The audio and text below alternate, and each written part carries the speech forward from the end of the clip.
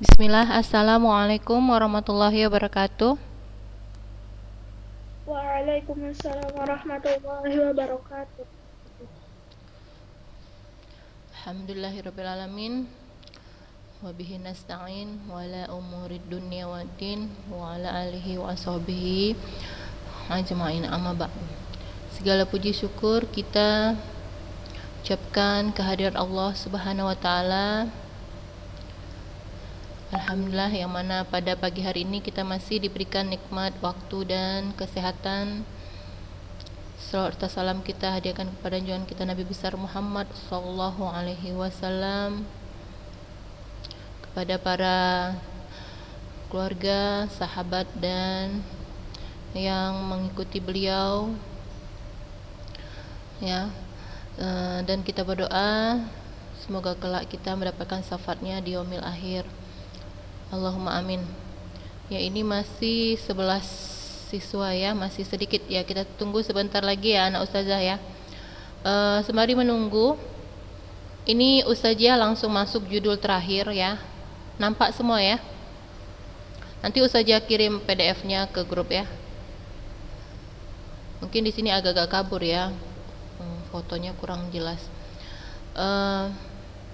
Sebenarnya kita masih ada materi yang lalu ya, sedikit lagi ya anak ustazah ya. Materi yang lalu itu sedikit lagi, karena ustazah juga sudah mengirim materi PDF-nya, jadi tentunya anak ustazah udah bisa baca-baca sendiri ya, secara garis besar saja ya. Nanti kalau kita lanjut yang itu, mungkin sekilas aja ustazah sampaikan kelanjutannya ya, poin-poin pentingnya saja, kelanjutan dari materi minggu lalu ya. Kita tunggu sebentar lagi ya, masih sedikit sekali ya, padahal jamnya sudah lewat, jam 8 lewat berapa ini, lewat 5 ya.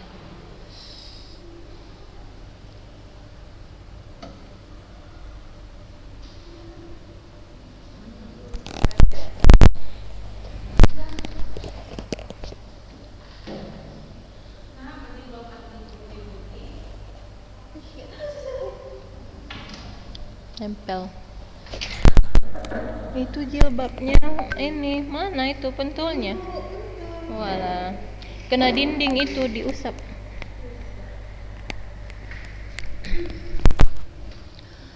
Ya anak ustazah, kita lihat dulu materi yang lalu ya. Ustazah berharap sudah semua dicatat dan dipindahkan ke buku latihan ya anak ustazah, secara garis besar tentunya. Minggu lalu kita sudah membahas tentang obat-obatan P3K ya. Nah, di situ ada obat luka ringan, obat pencuci luka, kemudian obat luka bakar. Itu ya terbagi menjadi tiga bentuk ya, 3 golongan atau 3 jenis ya. Nah, kalau luka ringan kemarin jenis obatnya itu apa? Ya, obat merah atau betadine beserta cara penggunaannya ya dan manfaatnya. Kemudian obat pencuci luka itu ada jenis rivanol, alkohol dan bore water ya, disertai dengan cara penggunaannya dan kegunaannya juga udah kita bahas. Kemudian obat luka bakar. Nah, itu ada jenis obat bioplasenton, kemudian salep minyak ikan dan lidah buaya, serta cara penggunaan dan manfaatnya tentunya untuk mempercepat penyembuhan pada luka bakar. Ya, anak ustazah. Jadi ustazah bacakan seperti ini, tentunya anak ustazah udah catat semua ya, karena sedikit lagi kemarin materinya. Nah, kita lihat itu adalah jenis-jenis obat ya, obat-obat. Kemudian kita lihat kecelakaan yang sering terjadi dan cara pertolongannya. Nah, itu kecelakaan yang sering terjadi itu seperti yang pertama ya, pendarahan, ya kan, pendarahan. Kemudian tindakan terhadap pendarahan luar. Nah, di sini tindakannya ada 3 ya, ada 3. Yang pertama menekan dengan pembalut tekan ya, jika terjadi pendarahan. Nah, itu menekan dengan pembalut tekan ya. Jadi supaya apa? Supaya darahnya berhenti keluar ya. Nah, kemudian yang kedua menekan dari atas tempat tekanan ya.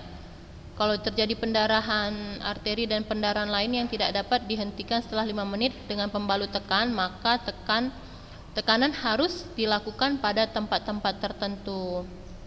Ya, di situ ada namanya pembuluh arteri ya.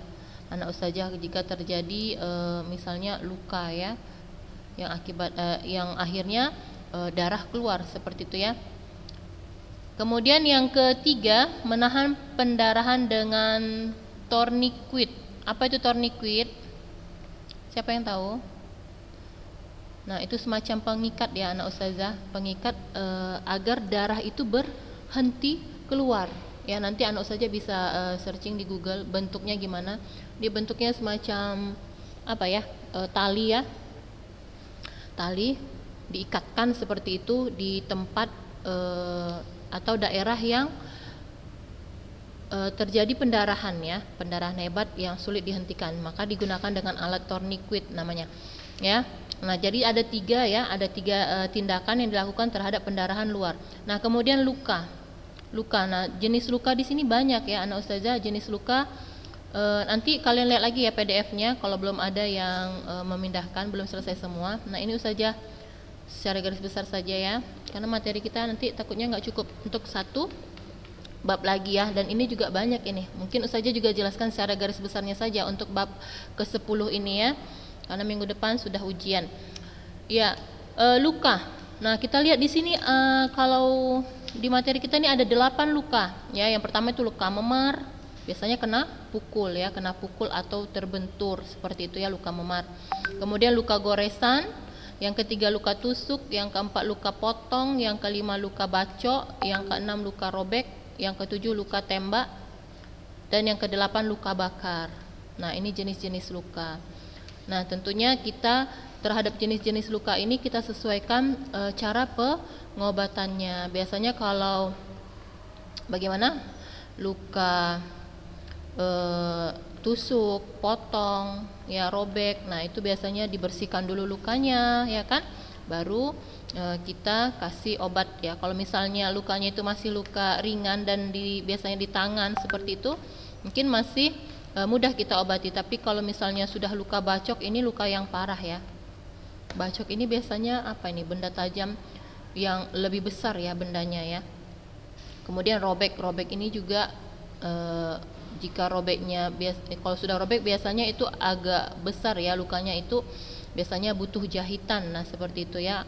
Apalagi luka tembak dan luka bakar ini lihat kalau luka tembak, nah ini biasanya peluru, tentunya bisa mengarah pada apa? Operasi kan seperti itu kan. Nah, lukanya lebih parah. Luka bakar juga kalau misalnya masih daerah tangan, lengan ya, jari yang tidak melebar dan besar, nah mungkin masih lebih mudah kita mengobatinya. Tapi kalau sudah besar, luka bakar misalnya karena kebakaran, nah itu kan parah. Nah, harus segera cepat dilarikan ke rumah sakit. Baik anak-anak ustazah, kemudian kita lihat ini materi terakhir ya, dasar-dasar pertolongannya ya terhadap kecelakaan ya, kecelakaan yang ringan. Yang pertama, hentikan pendarahan, kemudian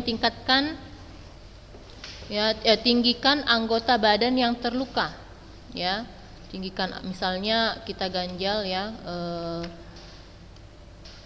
seperti lengan tadi ya, kita tinggikan misalnya daerah lengan yang terluka ya, atau misalnya pendarahan itu daerah hidung, nah kita ganjal dengan bantal seperti itu ya. Kemudian yang atau benda yang bisa mengganjal ya, daerah-daerah yang terluka ya. Kalau tadi hidung, kita tinggikan dengan benda-benda yang bisa meninggikan kepala ya. Kemudian 3, ulas lengan dengan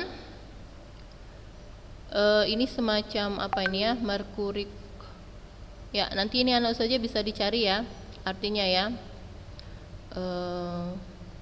Ulas luka, nah ini biasanya dengan alat pembersih juga ya anak saja terhadap luka-luka ya. Nah, yang keempat, tutup dengan kasa steril. Kasa steril ini tentunya terhadap luka yang sudah dibersihkan ya. Kemudian bila luka bakar dan dalam ya luka bakar, nah segera dibawa ke rumah sakit. Kemudian gunakan obat tradisional yang banyak terdapat di sekeliling kita ya. Nah, luka bakar itu biasanya apa tadi? Menggunakan lidah buaya. Kemudian luka memar, menggunakan daun jambu biji. Nah, bisa juga ya anak ustazah ya. Nah, jadi materinya hanya hanya tinggal sedikit itu ya yang ustazah sampaikan. Nanti selebihnya ya anak ustazah bisa lihat kembali PDF-nya ya. Ya, untuk materi P3K nggak sulit ya anak ustazah ya. Materinya juga nggak banyak, ringkas ya. Paling yang dihafal. Ya juga nggak semuanya masuk ujian. Jadi kalau untuk P3K ini itu kan soalnya ada 15 ya anak ustazah. Soal ujiannya ada 15, tentunya dari awal semester 2 ini ya, materinya kan sama dengan materi kelas 7 8 ya. Seperti apa? Senam lantai. Nah, itu masuk ya. Tapi saja banyak ngambil dari pelajaran kelas 3 ini ya. Tentunya sama dengan materi kelas 7 dan 8. Seperti senam lantai sama ya, senam ritmik. Nah, senam ritmik nanti insya Allah soalnya nggak susah ya. Paling ada pertanyaan-pertanyaan umum aja untuk senam ritmik, karena kan di situ misalnya seperti pengertian senam, manfaat senam, paling seperti itu dia bentuk soalnya untuk senam ya. Oke, nanti Ustazah jelaskan lebih lanjut untuk kisi-kisinya ya. Dan insya Allah soalnya nggak susah lah ya. Tapi untuk P3K ini yang masuk itu tentunya tentang pengertian, tujuan, kemudian apa lagi ya, sifat dari P3K, pengertian, tujuan, sifat dari P3K, kemudian jenis-jenis obat-obatan ya. Ya paling itulah ya, secara umum aja ya, nggak banyak-banyak. Itu tentang P3K ya, ujian yang masuk. Nah, kita lanjut ya ustazah, bab ke-10 karena waktunya singkat. Ya ada kemungkinan mungkin juga ustazah nanti kalau belum sempat ustazah jelaskan semua, nah ustazah kasih PDF-nya nanti ke grup. Dan ini hari ini ada tugas terakhir ya, karena kemarin ustazah baru sedikit sekali ngasih tugas, nilai kalian juga baru sedikit. Nanti ada tugas terakhir dari bab ini ya. Nah, kita lihat bab 10 ini materinya tentang apa? Aktivitas fisik dalam mencegah penyakit ya, aktivitas fisik dalam mencegah penyakit. Kita lihat dulu apa sih itu aktivitas fisik. Pernah dengar? Pernah ya. Aktivitas fisik, nah tentunya berhubungan dengan fisik kita ya, fisik kita, jasmani kita ya. Nah kita lihat di sini apa itu aktivitas fisik. Nah aktivitas fisik adalah setiap gerakan tubuh yang dihasilkan oleh otot rangka ya, yang memerlukan pengeluaran energi. Jadi setiap gerakan tubuh yang dihasilkan oleh otot rangka yang memerlukan pengeluaran energi ya. Jadi dalam aktivitas fisik ini ya ada pembagiannya, dibagi menjadi 3 ya, jenisnya itu dibagi menjadi 3. Yang pertama aktivitas ringan, yang kedua aktivitas sedang, yang ketiga aktivitas berat ya. Nah ustazah nanti contohnya ada. Nah dibedakan menjadi 3 jenis ya. Nah jadi berbagai jenis aktivitas tersebut ya adalah untuk memelihara kesehatan fisik kita, kemudian mental kita, kemudian mempertahankan kualitas hidup agar tetap sehat dan bugar sepanjang hari. Ya. Kekurangan aktivitas fisik dapat menimbulkan penyakit kronis. Jadi anak ustazah kalau kita kurang gerak, banyak makan tapi geraknya kurang, nah itu yang bagaimana? Nah, bisa jadi ini ya, penyakit ya, nggak lancar peredaran darahnya, kemudian oksigen juga ya tidak tidak mengalir dengan baik seperti itu ya, karena kurang gerak. Nah itu juga bisa berbahaya. Nah kita lihat di sini jenis aktivitas fisik ya. Jadi aktivitas fisik ini sangat penting dalam kehidupan kita ya. Selain kita mengkonsumsi makanan-makanan yang bergizi tentunya, jadi kita jangan sampai kekurangan makanan yang bergizi, apalagi kalian yang masih usia sekolah. Ya, anak ustazah harus sarapan pagi. Ada yang belum sarapan? Ada, banyak. Nah ini sepertinya kebiasaan yang harus dihindarkan. Jadi sarapan itu sebenarnya kan nggak harus yang berat-berat kan? Ya, harus yang berat-berat. Seperti itu ya. Kalau seperti kalian ini ya harus masih tercukupi gizinya. Ya jangan banyak jajan-jajanan yang Yang bagaimana? Yang sembarangan lah ya, lebih banyak jajanannya daripada makanannya. Kalau sebenarnya pagi-pagi itu juga makan nasi, sayur, ikan juga lebih bagus lagi, kan terpenuhi ya. Ada karbohidratnya, ada proteinnya, ikan, sayurnya, ya kan, vitaminnya di situ, vitamin A-nya di situ. Tapi nasinya juga tidak boleh terlalu banyak seperti itu ya. Pas sekepal saja, sekepal tangan. Nah, itu ya harus tercukupi. Pagi-pagi itu jangan nggak sarapan. Minum pun mungkin tidak.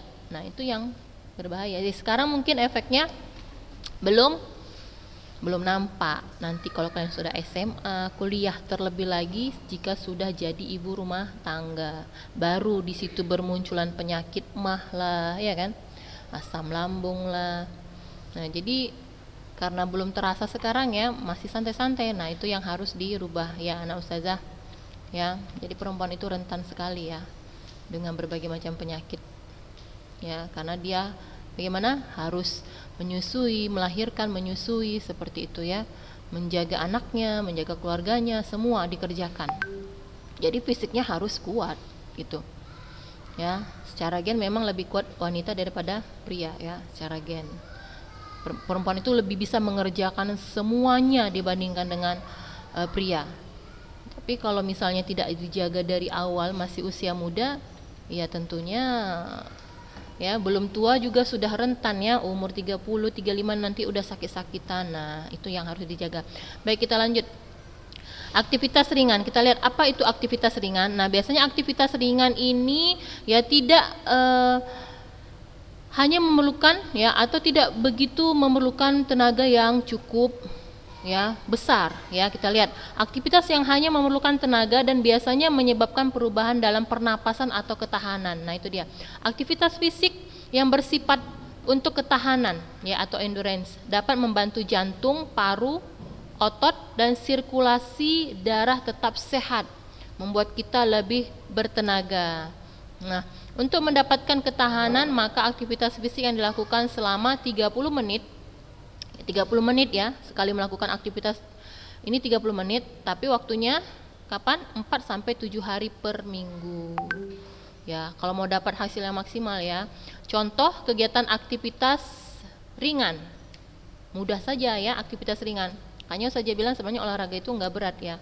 Banyak ya, kalau kita mau rutin melakukan aktivitas ringan ya, insya Allah sehat kan gitu kan. Misalnya apa? Berjalan kaki, ya kan, jaraknya misalnya dari rumah ke sekolah cukup dekat ya, setengah kilo ya misalnya.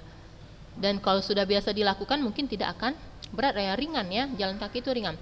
Kemudian lari kecil ya, yang jaraknya juga tidak terlalu jauh, atau lari bolak-balik aja kan gitu kan. Nah, biasanya ini pagi-pagi atau sore hari ya dilakukan. Kemudian berenang. Ya, berenang juga ini termasuk aktivitas ringan ya. Karena dia ya membantu kita ya, tubuh kita semuanya bergerak ya, mulai dari kepala kita, badan kita, lengan kita, kaki kita semuanya bergerak ya. Kemudian senam. Nah, senam ini juga termasuk ringan ya, nah saja. Kemudian berkebun dan kerja di tanaman pada waktu senggang ya, dapat membantu orang tua berkebun atau yang membantu pekerjaan rumah ya, yang juga akan membuat tubuhmu bugar ya. Jadi yang paling sering itu apa ya, rutin dilakukan ya, berjalan kaki ya, berlari ya, lari bolak-balik seperti itu, berenang dan senam. Nah, itu termasuk aktivitas ringan contohnya. Nah, kemudian aktivitas sedang. Apa ini aktivitas sedang? Aktivitas yang membutuhkan tenaga intens. Intens ini ya terus menerus tapi tidak terlalu berat ya. Gerakan otot yang berirama atau kelenturan ya, supaya lentur tentunya. Aktivitas yang bersifat untuk kelenturan dapat membantu pergerakan lebih mudah, mempertahankan otot tubuh tetap lemas, lentur dan sendi berfungsi dengan baik. Ya, sama ya anak ustazah ya, dilakukan selama 30 menit. Waktunya, waktu yang sangat baik dan efektif tuh ya, dilakukan sampai ya minimal 4 kali ya dalam seminggu. Nah, paling banyak itu 4 sampai 7 hari per minggu ya. Nah, berarti kalau 7 hari berarti setiap hari ya, kalau mau dapat hasil yang maksimal ya, kita tetap bugar, kemudian kita tetap lentur, kita tetap gesit, lincah dalam melakukan semua bentuk aktivitas ya. Jadi contoh beberapa kegiatan yang dapat dilakukan dalam aktivitas sedang ini, yang pertama itu peregangan ya, mulai dari perlahan-lahan tanpa kekuatan atau sentakan. Peregangan tahu ya, kalau kita olahraga kan biasanya kita melakukan peregangan dulu ya, pemanasan ya, peregangan apa, sendi-sendi jari kita, lengan kita, bahu kita, kepala kita, pinggang kita, seperti itu ya peregangannya. Kemudian nah di sini ada namanya senam tai chi atau yoga. Nah kita nggak pakai ya anak ustazah. Nah, kita nggak pakai senam tai chi atau yoga, ini berasal dari Cina. Yoga itu India ya awalnya ya. Kalau menurut sejarah ya, yang ustazah lihat ya, yoga kemudian Hindu Buddha juga memakainya ya. Nah seperti itu, kita nggak pakai senam ini. Nah jadi cukup senam kebugaran jasmani. Nah kemudian mencuci pakaian, mobil, mengepel lantai. Nah ya, jadi kita ini kalau pekerjaan-pekerjaan rumah itu mudah aja kita kerjakan. Kenapa? Karena sudah terbiasa. Jadi sudah sebesar ini tentunya tidak lagi orang tua menyuruh baru dikerjakan ya, pekerjaan rumah itu. Kita sudah terbiasa ya mengerjakannya. Nah jadi selanjutnya kita lihat aktivitas berat ya, yang ketiga. Nah, aktivitas berat ini berhubungan dengan olahraga dan membutuhkan kekuatan, ya. Jadi kalau tadi aktivitas ringan, dia hanya memerlukan tenaga yang menyebabkan perubahan pada pernapasan atau ketahanan. Nah, itu dia ya, beda ya. Harus bisa dibedakan aktivitas ringan, ya. Kalau aktivitas sedang, ini membutuhkan tenaga yang intens, artinya terus-menerus. Ya, tidak harus berat seperti itu ya, tapi terus menerus, continue ya. Nah kalau aktivitas berat, nah ini membutuhkan kekuatan yang cukup besar dan energi yang lebih besar ya, hingga membuat apa, berkeringat ya. Aktivitas fisik yang bersifat untuk kekuatan dapat membantu kerja otot tubuh dalam menahan sesuatu beban, biasanya yang membebani otot-otot kita ya, dan tulang tetap kuat. Nah, contohnya apa? Nah, ya, kita lihat di sini contohnya. Lihat aktivitas waktunya beda ya. Aktivitas berat ini dilakukan tetap masuk saja harinya berbeda ya, banyak harinya. Waktunya tetap 30 menit, tapi dilakukan minimal 2 kali ya, paling banyak 4 kali dalam 1 minggu. 2 sampai 4 kali dalam 1 minggu. Ya, karena lebih berat dia. Ya. Mendingan ringan atau sedang tapi terus menerus ya. Tapi kalau tipe pengolahraga ya tentunya dia lebih mencoba juga yang lebih berat ya. Nah, contohnya push up, naik turun tangga, angkat berat, angkat galon air. Siapa yang sering angkat galon air itu pasti berotot itu. Ya. Nah, jadi angkat-angkat berat ya, misalnya angkat barbel rajin ya. Nah itu supaya apa, otot lengannya kencang ya, tidak kendor. Nah seperti itu. Apalagi biasanya makan banyak kan harus dibarengi dengan olahraga. Kalau enggak gimana, melar ya kan. Ya lemaknya banyak ya kan gitu. Nah itu ya anak ustazah untuk jenis-jenis aktivitas fisik. Ya, paham ya sampai di situ ya. Materinya juga nggak sulit insyaallah. Faktor-faktor yang mempengaruhi kondisi fisik ya. Yang pertama, olahraga teratur. Jadi ini faktor yang mempengaruhi kondisi fisik kita agar tetap apa nih? Tetap bugar, tetap sehat. Olahraga teratur. Pas sekali ya dengan keadaan dan kondisi kita saat ini yang bagaimana? Yang masih merebak ya wabah corona ya anak ustazah. Ya, jadi harus olahraga. Kemudian selain itu pola makan juga harus dijaga. Makan makanan yang bergizi. Ya, jangan sampai makan aja terus juga tapi enggak olahraga. Nah, itu juga bisa bagaimana? Bisa memunculkan penyakit ya. Makanya jangan berlebihan ya, tapi sesuai dengan gizi. Ya, cukup protein, karbohidrat, ya, vitamin seperti itu ya. 4 sehat 5 sempurna kalau bisa terpenuhi ya. Jadi kita punya sistem kekebalan jadinya ya, dan insya Allah tahan menghadapi ya penyakit ataupun virus, insya Allah ya. Anak ustazah tadi tunggu ya. Ya, ada dua ya. Ada dua yang paling utama faktor yang mempengaruhi kondisi fisik: olahraga teratur dan pola makan. Karena sebenarnya pola makan itu udah semua di situ ya. Kemudian olahraga. Ya, semuanya sudah diatur dalam pola makan. Tentunya makanan-makanan yang sehat dan bergizi. Nah, kemudian lagi kita lihat hakikat aktivitas fisik dalam pencegahan penyakit. Waktunya sudah habis. Nggak terasa ya. Nah, ini nanti dibaca aja ya hakikatnya ya. Tentunya kalau bicara tentang hakikat ini manfaat yang kita dapat dari aktivitas fisik ini banyak sekali ya. Di sini ada berapa ini? Ada 11 ya. Manfaat kesehatan jangka panjang. Nah, ini ada 11 anak ustazah. Dibaca ya. Mengurangi resiko kematian dini, mengurangi resiko kematian akibat penyakit jantung, mengurangi resiko timbulnya diabetes. Sama dengan manfaat aktivitas fisik, kemudian manfaat olahraga. Nah, seperti itu sama ya anak ustazah. Nah, kita lihat di sini manfaat aktivitas fisik dalam pencegahan penyakit. Ya. Nah, ini manfaat olahraga bagi kesehatan jantung. Ya. Nanti macam-macam ini manfaat olahraga. Ada bagi kesehatan jantung. Saja secara garis besar aja ya. Ini waktunya udah mau habis. Kemudian manfaat olahraga bagi tulang dan sendi. Nanti anak ustazah bisa baca garis-garis besarnya saja. Dan sekali lagi ini enggak semuanya masuk ya anak ustazah. Kemudian manfaat olahraga dalam mencegah penyakit kanker, kemudian mencegah penyakit diabetes, kemudian manfaat olahraga bagi kesehatan mental dan kesejahteraan, kemudian menurunkan berat badan, manfaat olahraga bagi anak-anak. Nah ini soal. Nampak ya?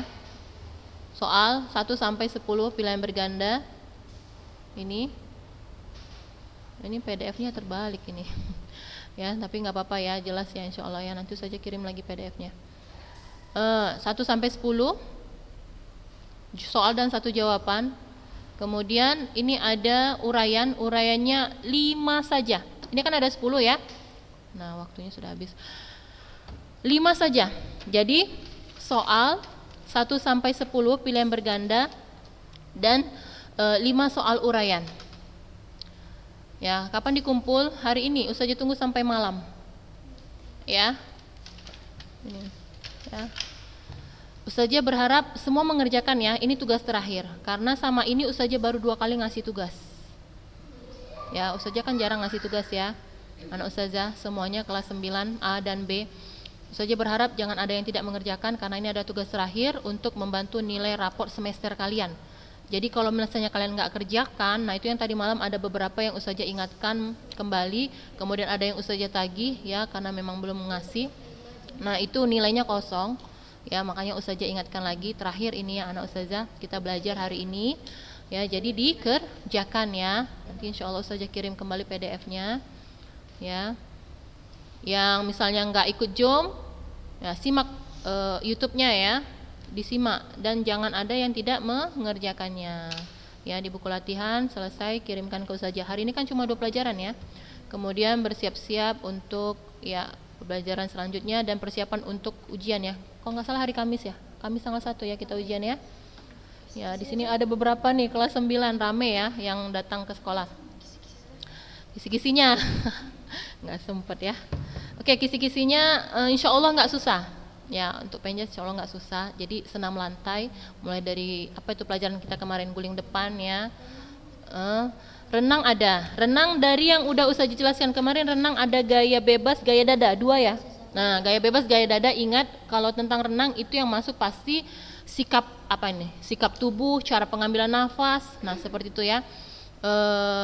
Kemudian sikap tubuhnya bagaimana, apakah telentang, telungkup, kemudian cara pengambilan nafasnya ini sama ya. Renang gaya dada, gaya bebas, bagaimana caranya, kemudian sikap lengannya bagaimana, sikap kakinya bagaimana, itu garis besar ya, dari situ yang masuk.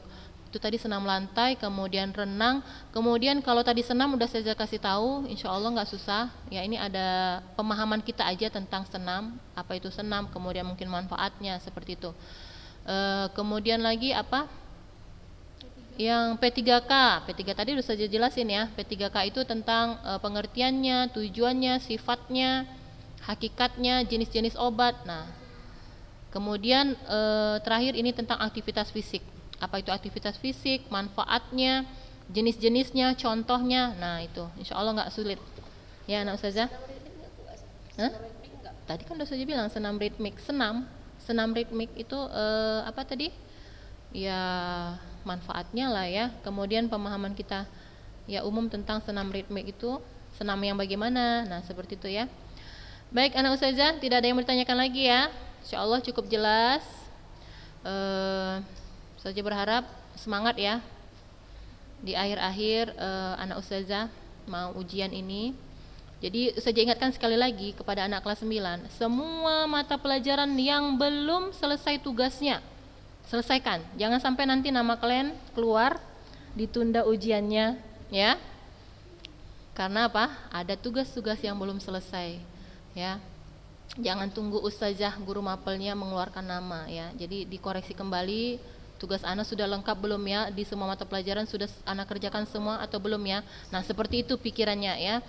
Jadi harusnya jangan ditunggu ustazahnya gitu ya. Ini pun ustazah akan cari-cari informasi ke guru mata pelajaran siapa-siapa saja yang tugasnya belum lengkap ya. Sampai hari ini ya, masih ada waktu ya berapa hari ya. Tapi ustazah berharap sih kalau misalnya hari Senin itu udah persiapan belajar ya untuk ujian semester ya US6. Jadi anak ustazah nilai itulah yang menentukan kelulusan kalian ya, karena sekali itu aja ujiannya.